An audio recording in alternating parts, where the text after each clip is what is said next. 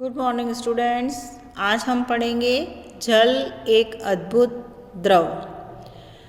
जल जो है वो पृथ्वी की सतह का सबसे बड़ा भाग है ना। सबसे बड़े भाग पे जल उपस्थित है और ये 71 से 75% भाग पे हमारे जल है। अब इसमें से कुछ जो जल है वो सतही जल है ना, सरफेस वाटर कहते हैं, और कुछ जल जो है वो भूमिगत है, जो कि भूमि के अंदर है, जिसको अपन ट्यूबवेल से, नलकूपों से बाहर वापस निकालते हैं।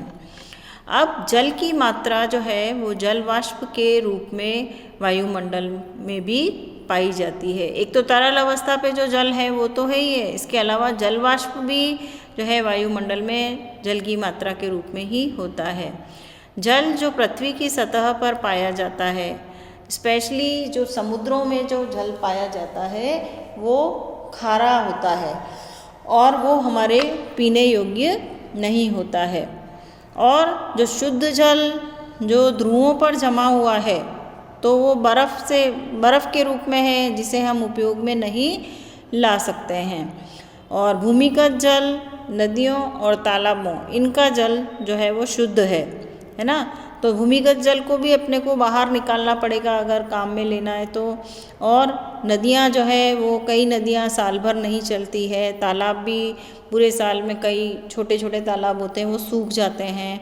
तो इस प्रकार से हमारे पास में जो केवल 1% जल है वो पीने योग्य है, पर इसकी उपलब्धता भी भिन्न भिन्न जगह पर भिन्न भिन्न होती है। कहीं पे बहुत ज़्यादा पानी है तो कहीं पे बहुत कम है, तो इस प्रकार के इसकी उपलब्धता कम होती है। तो गर्मी में अधिकतर स्थानों पर जल की कमी हो जाती है। लेकिन जल, अब क्वेश्चन ये कि जल हमारे लिए इतना आवश्यक क्यों है? कि जल हमारे लिए आवश्यक इसलिए है क्योंकि जितनी भी क्रियाएं हैं हमारे शरीर की, जितनी भी कोशिकीय क्रियाएं हैं वो जलीय माध्यम में ही होती हैं। और जो है, क्योंकि सारी जितनी भी क्रिया हमारा रक्त है उसका भी ज़्यादातर भाग जल है, कोशिका द्रव्य जो है वो भी जल से बना होता है। और शरीर में विभिन्न पदार्थों का जो संवहन है वो भी जलीय माध्यम में ही होता है, ठीक है ना। जो भी अपना भोजन है वो भी तरल पदार्थ के रूप में ही घुली हुई अवस्था में एक स्थान से दूसरे स्थान तक शरीर में जाता है। फिर दूसरा क्या है कि जल हमारे शरीर के तापमान को नियत रखता है, ठीक है। फिर स्थलीय जीवों को शुद्ध जल पीने के लिए शुद्ध जल की आवश्यकता होती है, क्योंकि खारे जल में नमक की अधिक मात्रा होने के कारण हमारा शरीर इसे सहन नहीं कर पाता है। इसके अलावा जलीय जीवों और जलीय पौधों का आवास होता है जल, है ना, उसमें वो रहते हैं, तो उनका आवास भी होता है। और बाकी जल की आवश्यकता जल चक्र को बनाए रखने के लिए भी जल की आवश्यकता होती है। तो इस प्रकार से जल हमारे लिए बहुत महत्वपूर्ण जो है प्राकृतिक संसाधन है। और जल जो है वो क्या करता है कि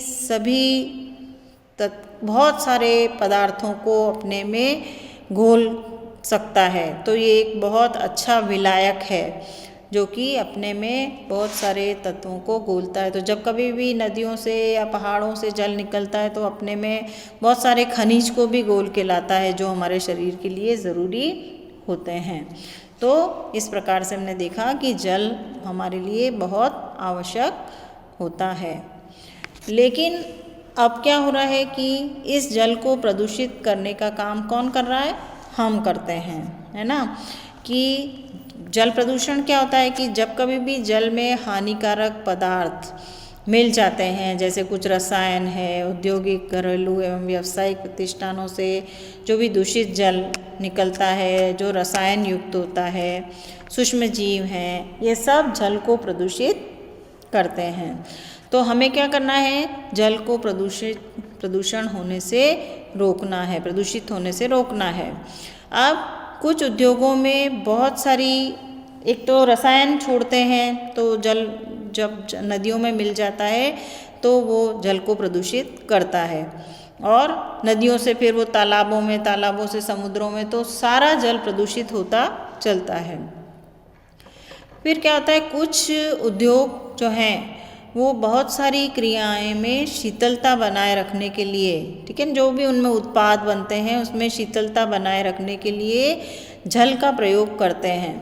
और इस प्रकार वो क्या करते हैं कि जब इन को शीतलता बनाने के रखने के लिए जो जल का प्रयोग करते हैं, तो उसके बाद में जो जल बाहर आता है उस इंडस्ट्री से या फैक्ट्री से, तो वो जल गर्म होता है, और जब ये गर्म जल जलाशय को जब लौटा दिया जाता है तो जल के तापमान में अचानक परिवर्तन होता है और वो जल वहाँ गर्म हो जाता है।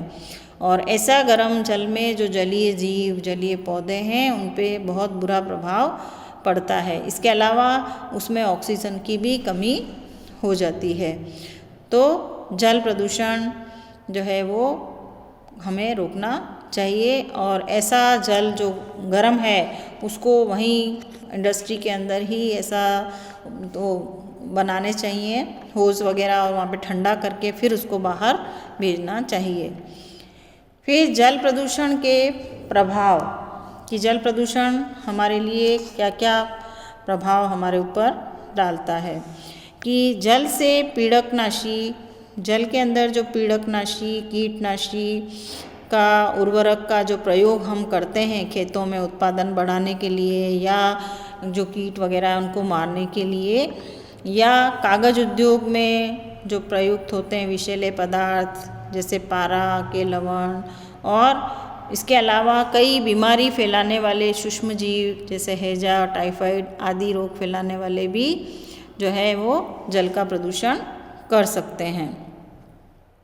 तो इस प्रकार से जो है वो जल का प्रदूषण होता है जो हमारे को प्रभावित करता है, कि जब ये पीड़कनाशी, कीटनाशी जल के मृदा के अंदर घुल जाएंगे तो ये मृदा का प्रदूषण भी करेंगे, और फिर ऐसी ही मृदा में जब ये पीड़कनाशी, कीटनाशी जल के द्वारा वापस पौधे में जाएंगे, और पौधे से जंतुओं में या मनुष्य वापस उसको खाते हैं, तो उनके शरीर में ये प्रवेश करके कैंसर वगैरह उत्पन्न करते हैं। फिर जो घुली हुई ऑक्सीजन है जो जलीय जीवों के लिए उपयोगी है, वह किसी भी प्रकार का परिवर्तन जो ऑक्सीजन को कम करता है, जैसे गर्म जल भी आया इंडस्ट्री से तो वो ऑक्सीजन की मात्रा को कम करता है, तो वो जलीय जीव जो हैं वो घुली हुई ऑक्सीजन में ही श्वास लेते हैं, इसलिए उनके लिए ऑक्सीजन कम हो जाती है और उन पर विपरीत प्रभाव पड़ता है, और जलाशय में पोषक तत्वों की जो है वो कमी हो जाती है। तो इस प्रकार से जल में प्रदूषण फैलता है। अब जो उर्वरक अपन डालते हैं, वो उर्वरक जब पानी में घुल के उसमें जलाशयों में चले जाते हैं, तो जो जल वहाँ पर जो काई वगैरह होती है उसको उर्वरक मिल जाता है, और वो वहाँ पर बहुत ज़्यादा फैलने लग जाती है, और इससे क्या होता है कि जो ऑक्सीजन की मात्रा है वो पौधों के लिए, जलीय जीवों के लिए कम हो जाती है, क्योंकि जब ये प्लावक उसमें वापस मरेंगे, ख़त्म होंगे, तो उसके अपघटन के लिए ऑक्सीजन काम में आती है। तो इस प्रकार से जो है ये ज़्यादा उर्वरकों का प्रयोग भी क्या करता है, मृदा प्रदूषण तो करता ही है और जल प्रदूषण भी करता है।